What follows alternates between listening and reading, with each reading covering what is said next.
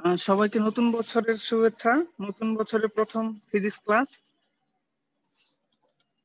আপনাকেও নতুন বছর আচ্ছা, স্যার ধন্যবাদ। আপনাকে নতুন বছরের শুভেচ্ছা। স্যার আপনাকেও নতুন বছরের শুভেচ্ছা। আচ্ছা, ধন্যবাদ সবাইকে। আজকে খুব সহজ একটা টপিক, একবার পড়লে আর কেউ ভুলবে না এরকম একটা টপিক, কিন্তু একদম নতুন, আগে কখনো শুনো না এরকম একটা টপিক। নাম তো আগেই বলে দিয়েছি, এন্ট্রপি।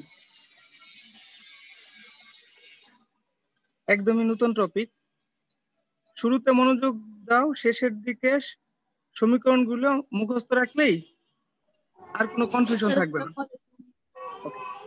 এন্ট্রপি শব্দটা যদি বাংলা করি, আমরা বাংলা করলে পাওয়া যাবে হচ্ছে বিশৃঙ্খলা।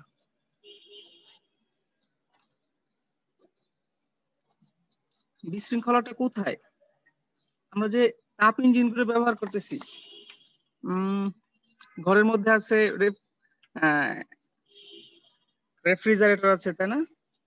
আবার এসি আছে অনেকের। এইসব যন্ত্রগুলো আমাদের পরিবেশকে উত্তপ্ত করতেছে। এই উত্তপ্ত করার কারণে আমাদের পরিবেশের মধ্যে বিশৃঙ্খলা তৈরি হচ্ছে। এই বিশৃঙ্খলাটা আমাদের বড় একটা চিন্তার কারণ হয়ে দাঁড়াইছে। স্বাভাবিকভাবে বিশৃঙ্খলা অনেক ধরনের হতে পারে। কেউ বইপত্র শেলফের মধ্যে গুছায় রাখতে পছন্দ করে, কেউ আবার টেবিলের মধ্যে স্ট্যাক করে রাখতে, একটার উপর আরেকটা রাখতে পছন্দ করে। এক একজনের কাছে এক এক রকম বিশৃঙ্খলা হতে পারে। আমরা ওরকম জটিলে কিছু যাব না। আমাদের এইখানে বিশৃঙ্খলা বলতে রোল দিতে হবে না, আমি রোল কল করব। আমাদের এখানে বিশৃঙ্খলা বলতে বুঝাবো যদি তাপমাত্রা বেড়ে যায়, অণুর ছুটাছুটি যে বেড়ে যাচ্ছে, এটাই বিশৃঙ্খলা। তাপমাত্রার পরিবর্তনের কারণে অণুর যে ছুটাছুটি বেড়ে যাচ্ছে, এটাই বিশৃঙ্খলা। আমরা এটাই মূলত হিসাব করব আজকে। এটা আমাদের যেহেতু বলে ফেলছি বিশৃঙ্খলা, বিশৃঙ্খলা মানে ভালো কিছু না, মন্দ। এই মন্দটা কতটুকু মন্দ, প্রথমে এটা হিসাব করব, তারপরে অন্যটার সাথে, অন্য আরেকটা মন্দের সাথে তুলনা করব, একটা এন্ট্রপির সাথে আরেকটা এন্ট্রপির তুলনা করব।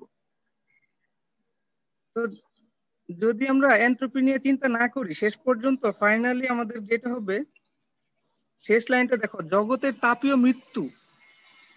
এটার মানে হচ্ছে যে আমাদের তাপ ইঞ্জিন যেগুলো আছে এগুলো আর কাজ করবে না, আমাদের এসি রেফ্রিজারেটর এগুলো কাজ করবে না। এগুলো কাজ করার একটা পদ্ধতি খেয়াল করে দেখলে বুঝবা যে আমাদের এসি থেকে একটা ফ্যানের মাধ্যমে গরম বাতাস বের হয়ে আসতেছে। বাতাসের মধ্যে আমরা গরম কিছু তাপ ছেড়ে দিচ্ছি, তাই না?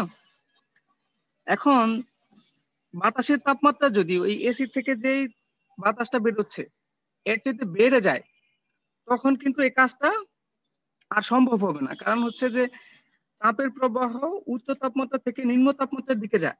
ওই ফ্যান থেকে যে বাতাসটা বেরোচ্ছে ওর থেকে যদি আমাদের বায়ুর তাপমাত্রা বেড়ে যায় বা এক সমান হয়ে যায়, তাহলেই কিন্তু আর ওই তাপ ইঞ্জিনটা কাজ করবে না। এটাকে আমরা তাপীয় মৃত্যু বোঝাচ্ছি, জগতের তাপীয় মৃত্যু বোঝাচ্ছি। ওইখান থেকে বাঁচার জন্য একটু চেষ্টা আর কি, তো এটা যেন না হয়ে যায়। তো প্রথম কথা হচ্ছে যে এই রাশিটাকে অনুভব,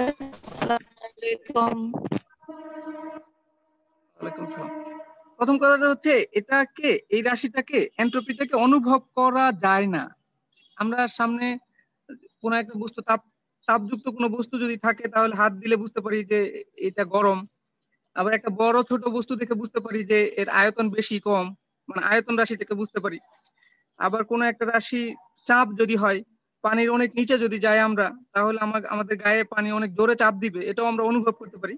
কিন্তু এন্ট্রপিটাকে আমরা বুঝতে পারি না, যে আগে কতটুকু তাপমাত্রা ছিল, এখন কতটুকু তাপমাত্রা আছে, এটা আমরা সহজে বুঝতে পারি না। এটা একটা ঝামেলা।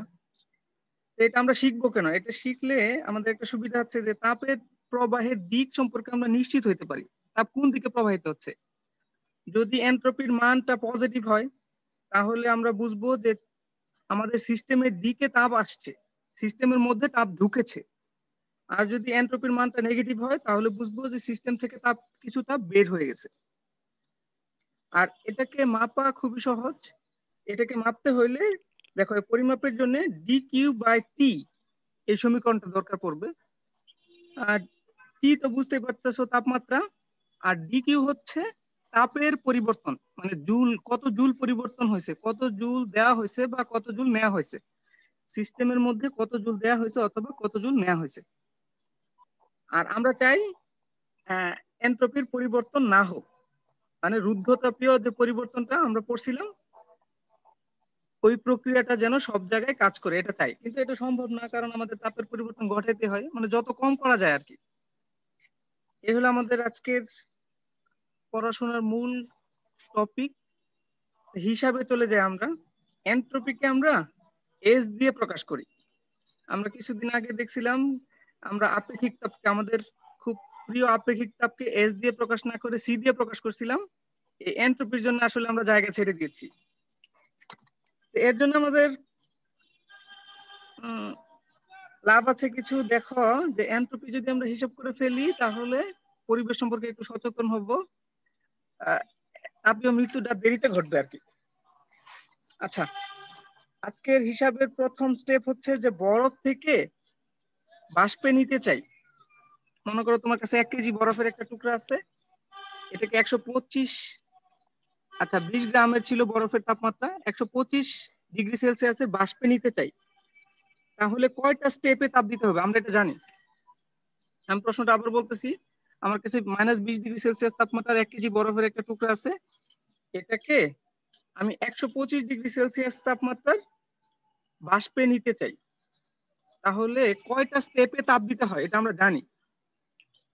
কেউ আমাকে বলতে পারবে যে বাষ্পে নিতে হলে 125 ডিগ্রি সেলসিয়াস তাপমাত্রার বাষ্পে নিতে হলে কয়টা স্টেপে তাপ দিতে হবে?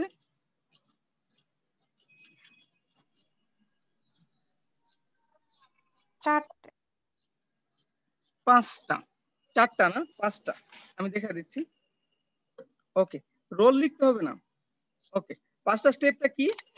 প্রথমে হবে -20 ডিগ্রি সেলসিয়াস তাপমাত্রার বরফকে 0 ডিগ্রি সেলসিয়াস তাপমাত্রার বরফে নিয়ে আসতে হবে, এর জন্য তাপ দিতে হবে অবশ্যই। দ্বিতীয় স্টেপটা কি হবে? বরফকে পানিতে নিতে হবে, 0 ডিগ্রি সেলসিয়াস তাপমাত্রার বরফকে 0 ডিগ্রি সেলসিয়াস তাপমাত্রার পানিতে নিতে হবে। তৃতীয় স্টেপ, থার্ড স্টেপটা হবে 0 ডিগ্রি সেলসিয়াস তাপমাত্রার পানিকে 100 ডিগ্রি সেলসিয়াস তাপমাত্রার পানিতে পরিণত করব। চতুর্থ স্টেপটা হবে 100 ডিগ্রি সেলসিয়াস তাপমাত্রার পানিকে 100 ডিগ্রি সেলসিয়াস তাপমাত্রার বাষ্পে পরিণত করব, এখানেও তাপ দিতে হবে। আর পঞ্চম স্টেপটা হচ্ছে 100 ডিগ্রি সেলসিয়াস তাপমাত্রার বাষ্পকে 125 ডিগ্রি সেলসিয়াস তাপমাত্রার বাষ্পে পরিণত হবে, মানে বাষ্পের তাপমাত্রা বাড়াবো আর। ওকে, এখন হচ্ছে যে এই যে 5টা স্টেপ, এর মধ্যে 2টা স্টেপ একরকম আর 3টা স্টেপ আরেক রকম। দেখো স্টেপ 2 আর 4, দেখো স্টেপ 2 তে কি হয়েছে? 0 ডিগ্রি 0 ডিগ্রি, 0 ডিগ্রির বরফ 0 ডিগ্রির পানিতে পরিণত হয়েছে। আর 4 এ 100 ডিগ্রি সেলসিয়াস তাপমাত্রার পানি 100 ডিগ্রি সেলসিয়াস তাপমাত্রার পানিতে পরিণত হয়েছে, সরি বাষ্পে পরিণত হয়েছে। মানে এইখানে তাপমাত্রার পরিবর্তন হয় নাই, কিন্তু অবস্থার পরিবর্তন হয়েছে। বরফ থেকে পানি হয়েছে, পানি থেকে বাষ্প হয়ে গেছে। তাহলে S2 আর S4 এর ক্ষেত্রে যে তাপটা, এই তাপটার নাম আমরা জানি সুপ্ত তাপ। এই তাপটার নাম জানি আমরা সুপ্ত তাপ। সুপ্ত তাপ কি ঘটায়? অবস্থার পরিবর্তন ঘটায়। আমরা জানি যে তাপ অবস্থার পরিবর্তন ঘটায় তাকে সুপ্ত তাপ বলে, 19 পড়ে আসছি। আর S1, S3 আর S5 একটু খেয়াল করে দেখো। S1টা হচ্ছে -20 ডিগ্রি থেকে -20 ডিগ্রি সেলসিয়াসের বরফকে 0 ডিগ্রি সেলসিয়াসের বরফে পরিণত করা হয়েছে। আর 3 তে পানির তাপমাত্রা 0 ডিগ্রি থেকে 100 ডিগ্রিতে পরিণত করা হয়েছে। আর 5 তে বাষ্পের তাপমাত্রা 100 থেকে 125 ডিগ্রিতে উন্নীত করা হয়েছে। এর জন্য তাপ লাগছে, 3টা স্টেপে তাপ লাগছে। এই তাপকে, যেই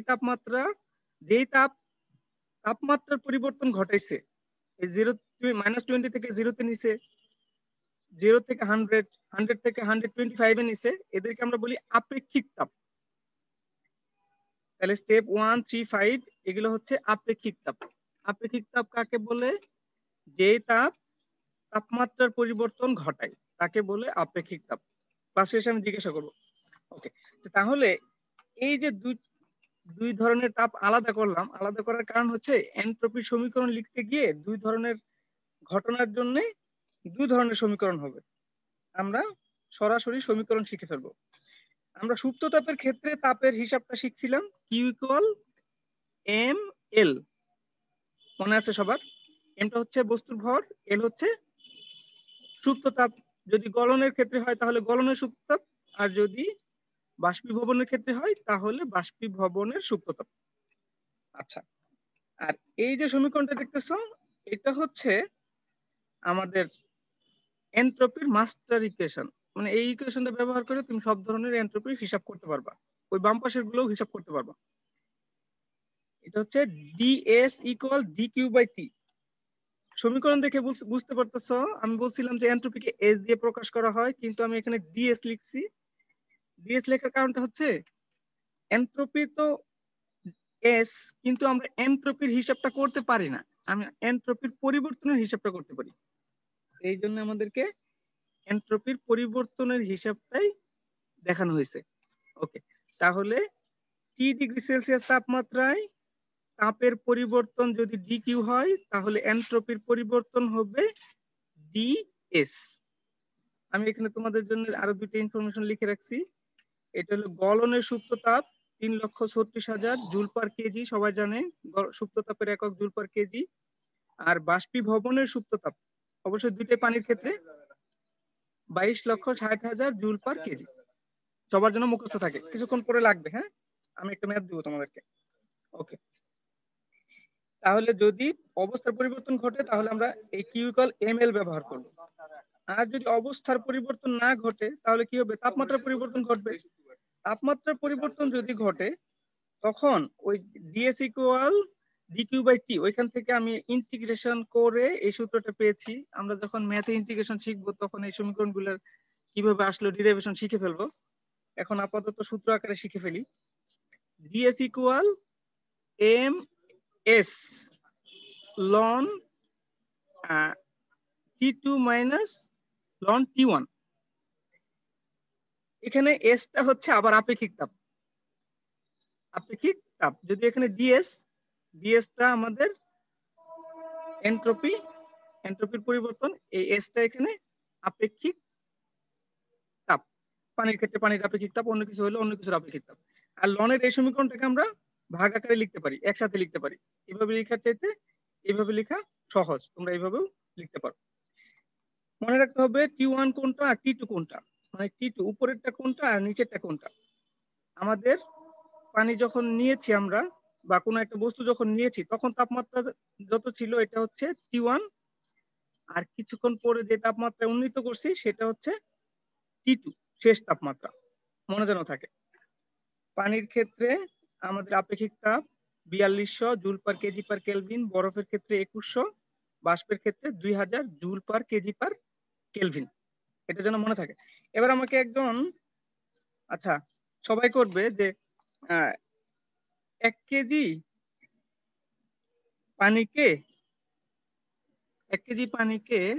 মনে করো 0 ডিগ্রি সেলসিয়াস ছিল, 100 ডিগ্রি সেলসিয়াসে নিয়ে যাইতে এনট্রপির পরিবর্তন একটু হিসাব করো তো। 1 কেজি পানির তাপমাত্রা 0 ডিগ্রি থেকে 100 ডিগ্রিতে নিয়ে যাইতে এনট্রপির পরিবর্তন কত?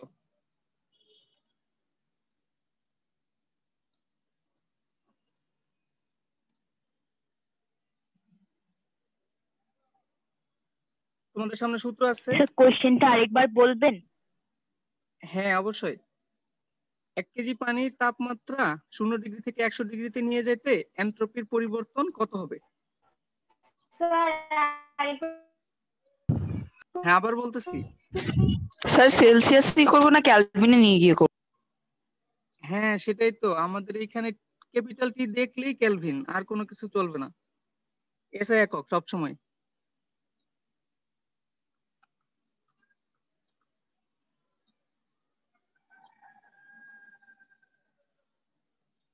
এক কেজি পানির তাপমাত্রা 0 ডিগ্রি থেকে 100 ডিগ্রিতে নিয়ে যাইতে এনট্রপির পরিবর্তন কত?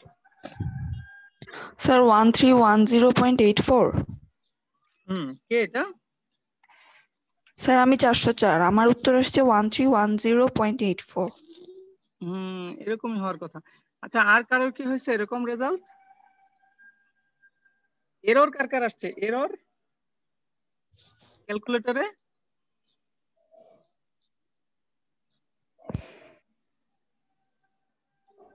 এরর আসে নাই কারোর? তাহলে তো সবাই ভালো, কারোর এরর আসে নাই। Very good. ওকে, তাহলে আমরা এখন শিখে ফেলছি এনট্রপি কিভাবে ক্যালকুলেট করতে হয়। আমাদের পরীক্ষায় যদি আসে এনট্রপি ক্যালকুলেট করতে হয় কিভাবে, সেটা আসতে পারে।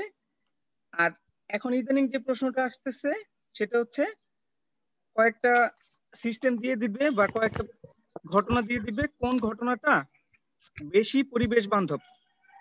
তোমাদের খাতায় যেন এটা লেখা থাকে, আমি হয়তো আর কখনো এটা বলবো না, তোমরা পাশ করে চলে যাবো, আর একবারও নাও বলতে পারি, কিন্তু এটা পরীক্ষায় চলে আসতে পারে যে কোন ঘটনাটা বেশি পরিবেশ বান্ধব। দেখো আমি তোমাদের জন্য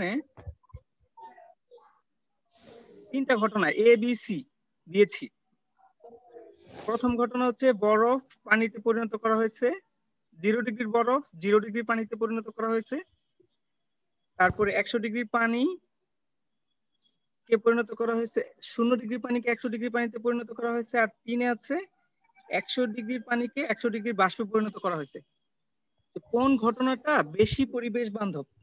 বিশৃঙ্খলা যেটা কম করে সেটাই পরিবেশ বান্ধব। তোমরা এর ক্রমটা তৈরি করো যে কোনটা বেশি পরিবেশ বান্ধব, হিসাব করে ক্রমটা আমাকে দেখাও।